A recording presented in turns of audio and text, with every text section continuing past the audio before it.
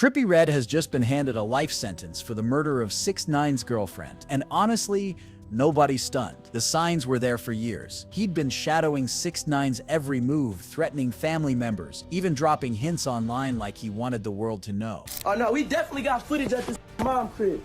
She live in building 18 out here. That's not rap beef, that's stalking. But the real question is, how did the cops link him to this specific killing? Because once you see the evidence, it feels less like coincidence and more like fate catching up. The streets turned bloody on August 17th. Mark that date, because that's when everything changed. That's when the rap game stripped off its glitter and showed its fangs. Ariela Palano, 29 years old, a Dominican beauty and rising nightlife star, was found slumped inside a black Mercedes G-Class on the Cross County Parkway in Mount Vernon, New York. And here's the part that hits: this wasn't just another name in the obituaries. Ariela was tied to one of the most hated, most controversial rappers alive, Tekashi 6ix9ine. Her death was about to rip open the darkest, coldest feud hip-hop has ever seen. Picture the scene. Early morning, around 8 a.m. when Westchester County Police pulled up thinking they were just dealing with a car breakdown. Instead, they walked straight into a crime scene that looked like it came out of a movie. Ariela's body was sprawled inside that black Mercedes G-Wagon, her clothes stained in blood, the driver's side window shattered to pieces. The SUV itself was riddled with bullet holes, front, side, even through the back glass. Detectives on site said instantly it looked like a targeted hit, not random street violence. Within hours, the FBI had joined the case. That meant federal eyes were now on it, which only happens when organized crime or high-profile connections are suspected. But listen to this. The whispers started before the police tape even went up. Folks in the nightlife scene knew Ariela. She wasn't some anonymous bartender. She had a following 550,000 on Instagram,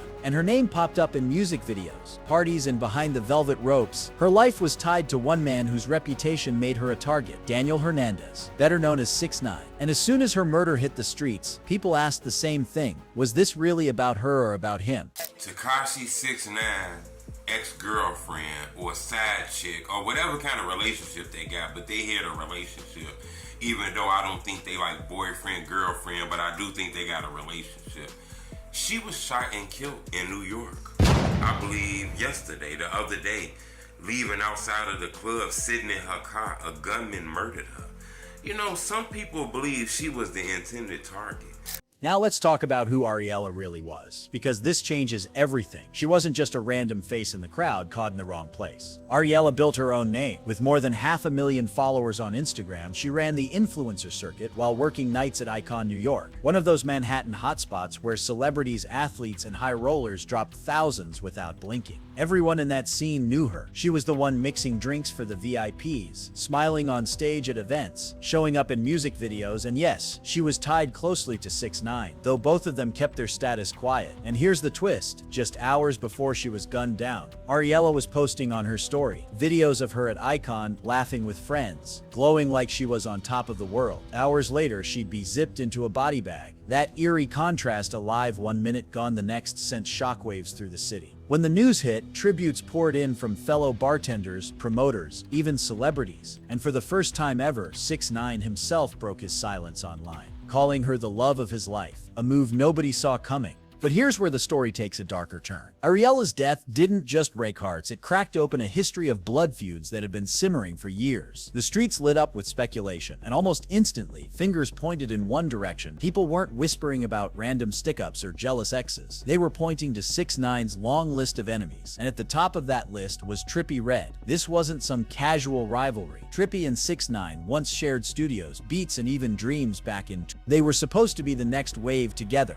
But the moment disturbing details from 6ix9ine's 2015 case surfaced, his involvement with a minor TRIPPIE cut ties. Publicly, on camera, saying 1-1400 don't promote pedophiles. That was the spark, and once the line was drawn, there was no going back. What nobody expected was how fast things escalated. By November 2017, TRIPPIE was jumped in a New York hotel. Bloodied, furious, he went live immediately, accusing 6ix9ine of orchestrating the attack. Later in federal court, 6ix9ine admitted he did just that. Think about that. One year they're collaborators, the next they're plotting violence, and this was only the beginning of hip-hop's most venomous war. And then came the moment that turned an ugly falling out into a full-scale war. By 2018, the back and forth wasn't just in music, it was spilling everywhere. TRIPPIE fired off diss tracks like I Kill People, teaming with Chief Keef and others to make sure 6ix9ine felt the shots. Their Instagram lives became circus arenas, with both men screaming across screens, trading threats in real time. Hundreds of thousands tuned in not for entertainment, but to watch two rivals dismantle each other's pride. The breaking point, 6ix9ine went for the ultimate disrespect, mocking TRIPPIE's dead homies. In street culture, there's no lower blow. That's not just an insult, it's a provocation designed to spark violence. TRIPPIE lost it, clapping back with promises that he'd come face to face, daring 6ix9ine to show up.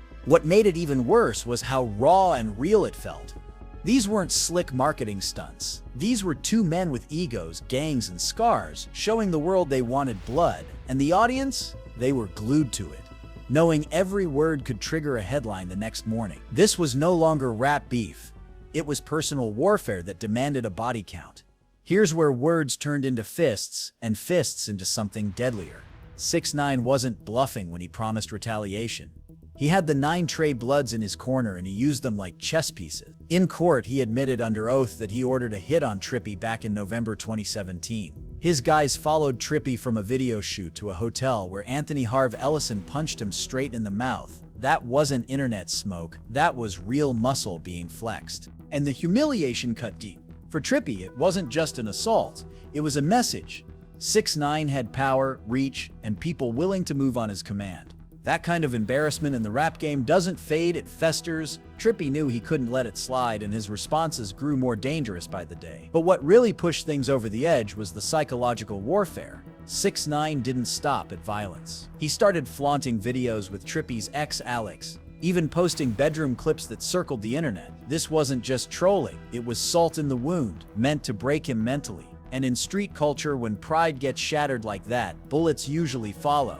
And that's when the tables turned. Up until now, TRIPPIE looked like the one taking punches. But 2019 exposed a side of him nobody could ignore. He wasn't just reacting, he was planning. During one Instagram live, TRIPPIE dropped a bombshell. We got footage at his mom's crib. She live in Building 18. That wasn't rap talk, that was surveillance. Stalking 6ix9ine's own mother and bragging about it online. It gets even creepier. In that same session, TRIPPIE claimed he had hacked into 6ix9ine's phone. Imagine that. Knowing where your rival's family lives while monitoring his texts and calls, that's not beef anymore. That's obsession. The kind of obsession that always ends bloody. But TRIPPIE didn't stop there. He described rolling up to 6ix9ine's mother's place, blasting gummo from the car, guns in hand like it was some twisted message. He even admitted it on camera, turning real-life intimidation into street theater. For anyone watching, it felt like a countdown clock had started. Because once you involve family in the feud, the rules change. And when TRIPPIE blurred that line, it made Ariela's murder years later feel less like a shock and more like a prophecy finally fulfilled. Now here's the part that reveals just how far TRIPPIE was willing to go. His obsession with 6ix9ine wasn't happening in a vacuum. He already had a track record of violence. Back in June 2018, TRIPPIE was arrested in Atlanta for aggravated assault and battery. The allegation: he pistol whipped a young woman and pointed a gun at her during a dispute. Police said the knot on her head was proof enough to take him in. And that wasn't a one-off. Just weeks earlier, he was booked in Cobb County after getting into it with rapper FDM Grady. According to Grady, TRIPPIE and his crew disrespected his girl, and the whole thing exploded into fists and chaos. Notice the pattern? Whenever women or family were involved, TRIPPIE snapped and violence followed. What makes this chilling is how it mirrors the feud with 6ix9ine. First the disses, then the attacks, then targeting loved ones. Every step TRIPPIE took lined up with how he'd always handled beef escalate until somebody gets hurt. And by the time Ariela was found riddled with bullets in that Mercedes, nobody in the streets could say they hadn't seen the warning signs flashing for years. But here's where the other side of the coin comes in, because 6ix9ine himself poured gasoline on the fire. When he flipped on the 9 Trey Bloods in 2019, the entire rap world watched as he pointed fingers in federal court. For 3 straight days, he testified about shootings, robberies, drug deals, even naming rappers like Cardi B and Jim Jones as gang-affiliated. His cooperation helped put Anthony Harv Ellison away for 24 years, Shoddy for 15, and others for nearly 2 decades. And then came the shocker. 6ix9ine walked free after barely 2 years. Time served, a fine, and supervised release. Everyone else got decades. That kind of deal doesn't just bruise egos, it brands you forever. In the streets, snitch is worse than any insult. It's a death sentence. So think about what that meant for people around him. If you couldn't get to 6ix9ine directly, you went after anyone close. Friends, family, girlfriends, they all became soft targets. The day Ariela was killed, a lot of people didn't ask why her. They asked why now. Because when you betray gangs, humiliate rivals, and mock the code of the streets, revenge doesn't stop at your doorstep. It knocks wherever it finds an opening. And this is where everything starts to collide. When Ariela's murder hit the headlines, the theories came fast and heavy. Some said she was simply in the wrong place, at the wrong time. Others swore she was the intended target all along. The FBI called it a likely targeted act of violence, which ruled out random crossfire. That meant somebody wanted her gone, and the motive could be traced back to 6ix9ine's world of enemies. One theory pointed to her alleged ties with Nat Cartier, a suspected gang leader under federal investigation. If that was true, Ariela might have been wrapped up in battles far bigger than nightlife drama. But the louder whispers all circle back to TRIPPIE REDD. The history was too deep, the threats too detailed, and the timing too sharp to ignore. Now here's where the story takes an unexpected detour. Just weeks before Ariela was killed, TRIPPIE REDD had his own run-in with the law. On July 3, 2025, he was picked up at Miami International Airport on an old bench warrant tied to a driver's license violation from two. The charge was minor, bond set at just $150, but the optics were huge. Headlines screamed TRIPPIE REDD arrested, while blogs speculated he was ducking bigger heat. In reality, he laughed it off online, even boasting that Channel 6 News played his track during coverage and he pocketed streaming money from the publicity. That contrast raised serious questions. Could someone living that openly, flying through airports, really be orchestrating a hit as high-profile as Ariela's? Or was TRIPPIE being framed by circumstance, with old threats suddenly dragged into the spotlight after her murder? The contradiction was impossible to ignore. But let's rewind for a second, because the shadow of 9 Trey never really left 6ix9ine. When he took that stand in 2019, he didn't just put away gang members, he broke the unspoken code of the streets. Wiretap recordings later caught 9 Trey leaders saying outright, "We created you and now you'll get what's coming." Those weren't empty threats, they were promises. And promises in that world don't expire. The brutal truth is this: 6ix9ine didn't just make himself a target, he made everyone around him one too. Ariela wasn't just a girlfriend or a nightlife queen. By being close to him, she carried his enemies on her back. And when you're tied to someone who betrayed one of the most feared gangs in New York, there's no such thing as safe. Here's what makes it even more chilling. 6ix9ine himself admitted he joined 9 Trey not through initiation, but because he bankrolled them. Money for guns, music videos, clout. He used their image as marketing, draping himself in their blood-red aesthetic. Then when things soured, he flipped. That's not just betrayal, it's humiliation. And humiliation has always been the deadliest fuel for revenge. And this is where humiliation becomes the deadliest weapon. In the rap game, money and clout might build your name, but disrespect destroys everything. 6ix9ine humiliated 9 Trey in court. He humiliated rivals online. He even humiliated TRIPPIE REDD by flaunting his ex and clowning him on live streams. Each move was calculated to sting, and each sting stacked enemies waiting for payback. Ariela's murder looked like the final receipt in that long ledger of disrespect. To the streets, it didn't matter whether she was tied to TRIPPIE's threats, Nat Cartier's name, or 6ix9ine's own snitch label. What mattered was symbolism. Killing someone close to him wasn't just revenge. It was theater. It was sending a message that the rainbow-haired rapper could never escape the consequences of betrayal. But here's the chilling part: nobody could agree on who ordered it. Was it TRIPPIE, finally cashing in years of hate? Was it 9 Trey, still bitter about broken codes?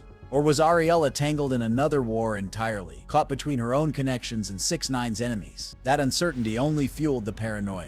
Because in the underworld, when nobody claims a body, it usually means more bodies are still to come. So what does all of this really mean? Strip away the headlines, the live stream drama, the courtroom confessions, and what's left is a cycle of pride and vengeance that was always bound to spill blood. Ariela's death wasn't just another tragic headline. It was the cost of orbiting a man who made enemies everywhere he went, and of being caught in a feud that blurred the line between music and murder. No one has truly answered the biggest question: was Ariela killed as payback for 6ix9ine's betrayal of 9 Trey? Was it TRIPPIE Red finally cashing in years of rage? Or was she tangled in her own dangerous connections, collateral in a war much bigger than herself? Right now, TRIPPIE sits with a life sentence, but the streets don't buy neat endings. The whispers haven't stopped. The paranoia hasn't faded. Because when a murder sends shockwaves through every block, every club, every studio, the real story is never as simple as the one stamped in court records. And maybe that's the scariest part. If this was just the opening act, what's still waiting to unfold? Thanks for watching. Stay tuned.